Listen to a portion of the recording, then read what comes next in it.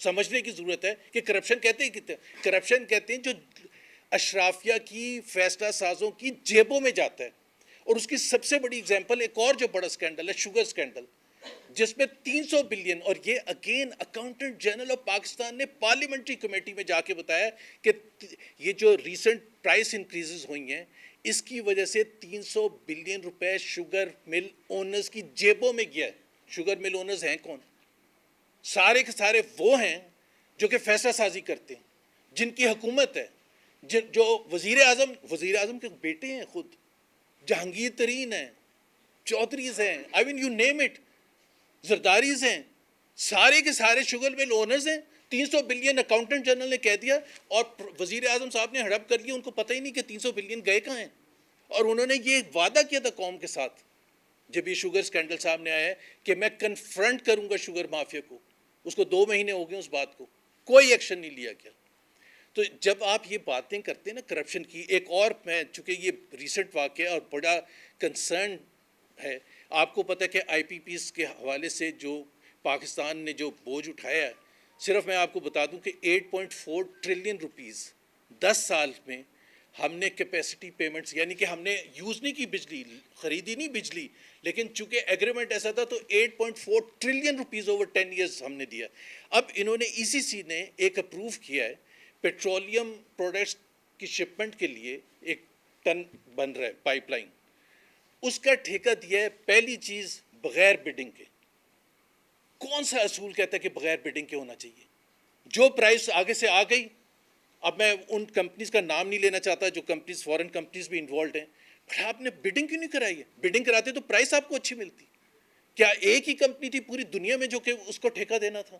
دوسری بات, آپ نے اس کی ری پیمنٹ جو ہے ڈالر بیسڈ کر دی ہیں. پھر وہی آئی پی پی والا پرابلم, آدھی سے زیادہ انویسٹمنٹ آپ کی روپیز میں اور ریٹرن ڈالرز میں کمٹ کر رہے ہیں. یہ کون سی دنیا کا اصول ہوتا ہے؟ اور پھر کہہ رہے ہیں کرپشن نہیں ہے. یہ ای سی سی نے اپروو کر دیا ہے, ابھی یہ کابینہ میں جانے والا ہے. اس وجہ سے ہم کہہ رہے ہیں کہ بھائی اچھا اس میں بھی وہ کلوز ہے جو کیپیسٹی پیمنٹ والا تھا کہ شپمنٹ ہو یا نہ ہو آپ کو پیمنٹ کرنی ہے. ابھی آپ ایک مشکل بحران سے نکلے نہیں ہیں, آپ ایک دوسرے مشکل بحران میں قومیں سیکھتی ہیں کہ بھائی ہم نے جو غلطی کی تھی, ابھی سب کوئی بھی اون نہیں کرتا آئی پی پی ایگریمنٹ کو کہ جو کیپیسٹی پیمنٹس ہمیں کرنی پڑی. Again I am repeating 8.4 trillion. یہاں اب ایک اور آپ ایگریمنٹ کر لیا آپ نے, ای سی سی نے اپروو بھی کر دیا, اکنامک کوآرڈینیشن کمیٹی اور کیبنٹ نے.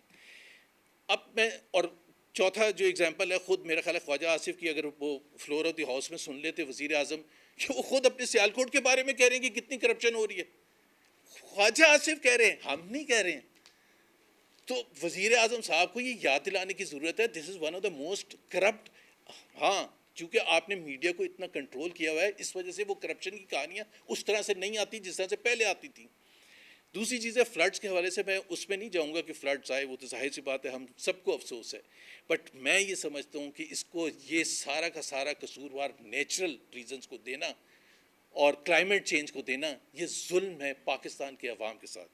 سلمان صاحب نے ایک ذکر کیا تھا کہ 2022 میں جب سیلاب آئے تھے, کیونکہ میں یہ شو کرنا چاہتا ہوں کہ یہ حکومت کی نااہلی ہے جس کی وجہ سے کروڑوں پاکستانی آج سفر کر رہے ہیں, کروڑوں عوام سفر کر رہے ہیں. 2022 میں آپ کا سیلاب آیا, میں پیچھے نہیں جا رہا, پچھلے ادوار میں 2022 کو لے لیتے ہیں. یو این سیکرٹری جنرل آئے یہاں, انہوں نے ایک کانفرنس ہولڈ کی باہر, انٹرنیشنل ڈونرز آئے, مختلف کنٹریز آئے, A D B, united nations, world bank, دوسرے ادارے آئے. $11 بلین کی پلیجز ہوئیں, $11 بلین کی. فائنانس منسٹر محمد اورنگزیب آج فرماتے ہیں کہ وہ جو پلیجز تھے وہ ہمیں اس لیے نہیں ملے کہ ہم نے بینکیبل پرپوزلز دیے ہی نہیں. کس کا قصور ہے؟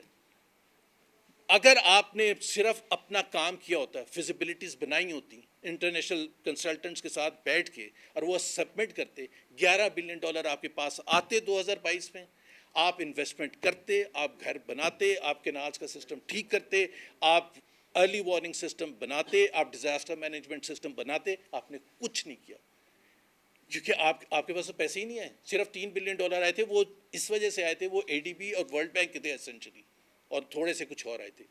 But bulk of the money close to $8 billion never came to Pakistan. اب اس کا کون قصوروار ہے؟ شہباز شریف صاحب وزیر اعظم تھے, ساری کے سارے مسلم لیگ پیپلز پارٹی اس وقت بھی حکومت میں تھی. اس کے بعد سے آپ ایک دم سے اٹھے جب فلڈز آئے. اب فلڈز آئے, آپ تیاری کرتے ہیں. اب میں صرف پنجاب کے فلڈز کی صرف ذکر کر دوں, اور میں پالیٹکس نہیں کر رہا, یہ نہیں کہہ رہا کہ وہ جاپان کیوں گئی تھی مریم نواز یا تھائی لینڈ کیوں گئی تھی. 26 اگست کو یہ آپ کے ریکارڈ میں اور آپ کے اخبارات میں 27 کی فرسٹ ہیڈ لائن تھی سب سے بڑی کہ پنجاب ڈوب گیا. مریم نواز 26 تاریخ تک جاپان میں تھی, 26 تاریخ تک. اس کا مطلب ہے کوئی ڈیزاسٹر سسٹم نہیں تھا, اس کا مطلب ہے کوئی ارلی وارننگ سسٹم نہیں تھا, یا اگر تھا تو پھر تو اور بڑا پرابلم ہے کہ آپ کو واپس بھاگ کے آنا.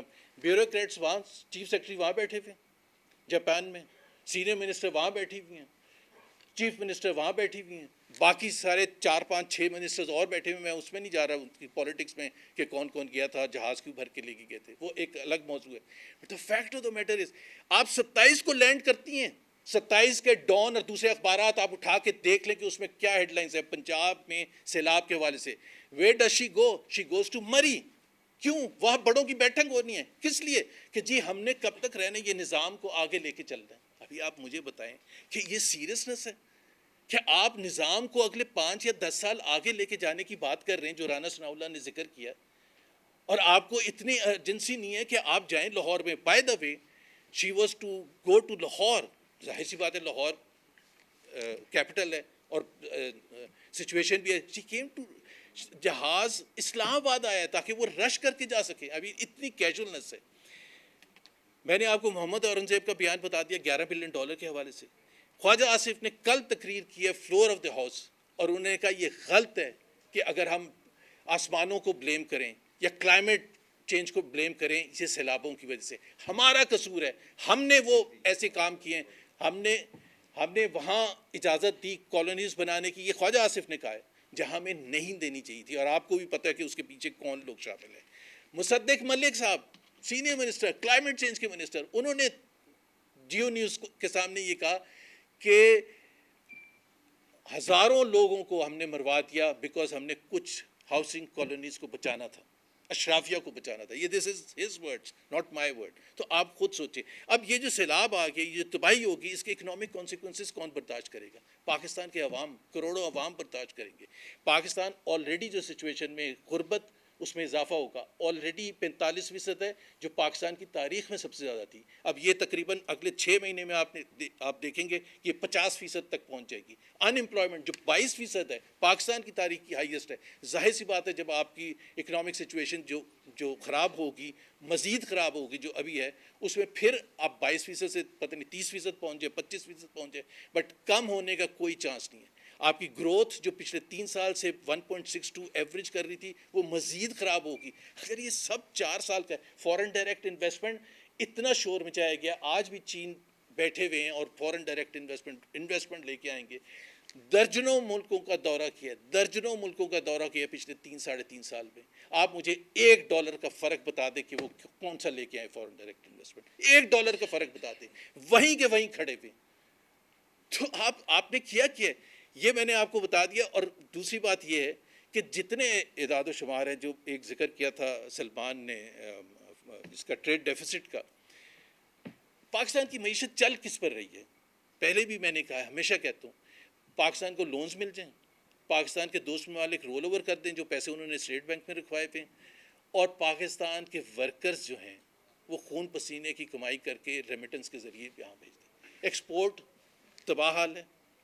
ابھی نمبرز جو آئے ہیں جس کی وجہ سے ٹریڈ ڈیفیسٹ بڑھا ہے, $6 بلین صرف 2 مہینے میں ٹریڈ ڈیفیسٹ ہو گیا, یعنی کہ الارمنگ انکریز ہے.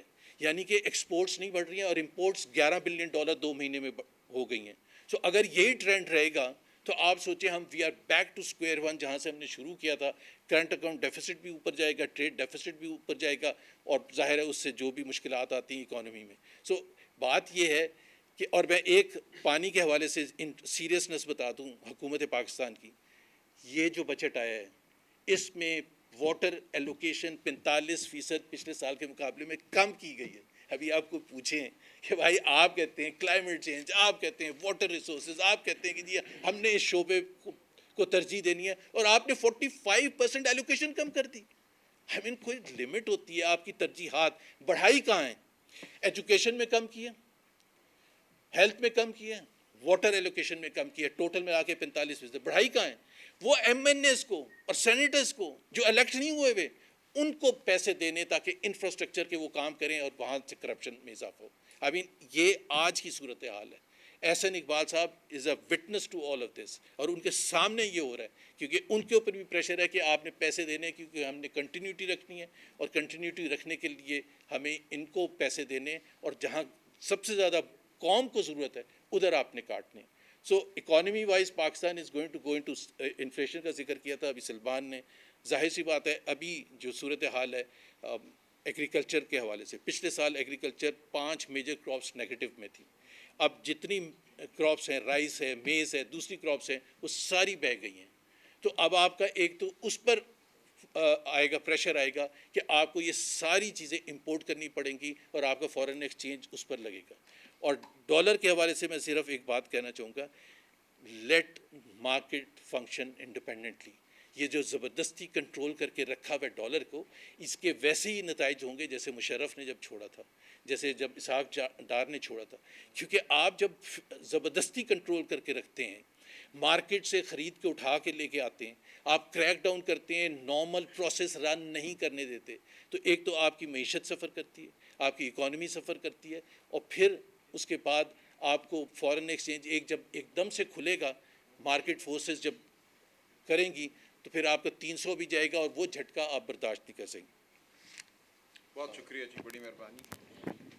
مصطفیٰ نواز کھوکھر صاحب تحریک تحفظ آئین کے سینئر وائس پریزیڈنٹ, یہ بھی کچھ گفتگو کریں گے. بسم اللہ الرحمن الرحیم. بہت بہت شکریہ. کافی کمپریہنسو گفتگو ہو چکی ہے, اس میں مزید تفصیلات میں اب دوبارہ جانے کی ضرورت نہیں. جو ملک کے حالات ہیں ان سے آپ سب حضرات بخوبی واقف ہیں. آپ جتنے لوگ یہاں پر موجود ہیں, میڈیا سے آپ کا تعلق ہے, آپ خود اس بات کے گواہ ہیں کہ اس وقت ملک میں فریڈم آف ایکسپریشن کا کیا حال ہے, اور آپ کی اپنی کمیونٹی کس کرب سے گزر رہی ہے اور کس جبر کا سامنا کر رہی ہے. ایز وی اسپیک آج متعدد پاکستان کے نام